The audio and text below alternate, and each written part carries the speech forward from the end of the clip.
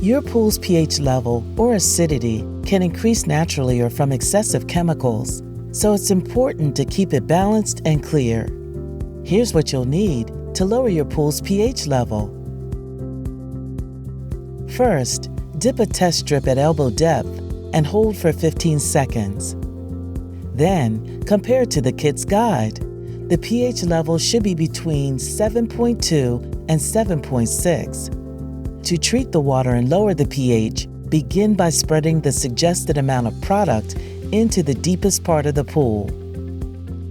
Distribute it evenly and break up any clumps. After letting the water circulate for at least 2 hours, retest the pH level.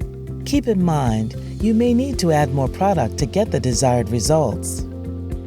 Once the water is properly balanced, your pool is ready for use. Good luck, and thanks for shopping at the Home Depot.